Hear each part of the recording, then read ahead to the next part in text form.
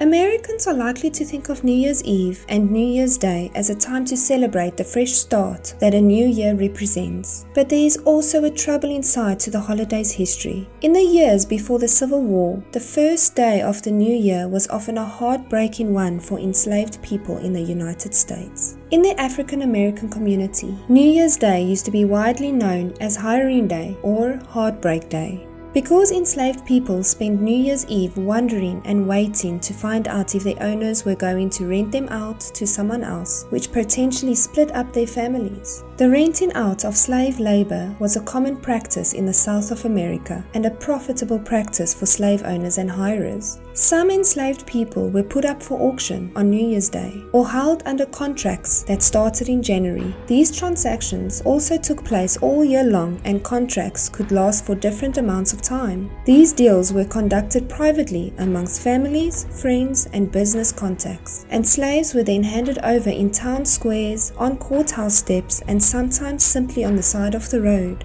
Accounts of the cruelty of Hiring Day come from records left by those who secured their freedom, who described spending the day before January the 1st, desperately hoping and praying that their hirers would be humane and that their families would stay together. A slave named Lewis Clark said in an 1842 account, "Of all the days in the year, the slaves dread New Year's Day the worst of any."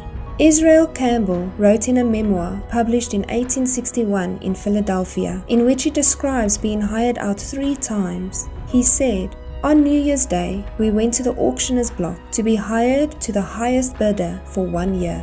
A former slave known as Sister Harrison said in an interview in 1937, "That's where that saying comes from, that what you do on New Year's Day, you'll be doing for the rest of the year." Enslaved people who attempted to resist going to their new masters were whipped and thrown in jail until they relented and promised not to run away during the new arrangement. But the history of New Year's Day and American slavery is not just remembered as all horror for emancipated people. The holiday was also associated with their freedom. The holiday became more associated with freedom than slavery when Abraham Lincoln signed the Emancipation Proclamation freeing slaves in Confederate states on New Year's Day in 1863. Enslaved people went to church to pray and sing on December 31st, 1862, and that is why there are still New Year's Eve prayer services known as Watch Night at African American churches nationwide. I would love to hear your thoughts in the comment section below. Please subscribe and thank you so much for watching.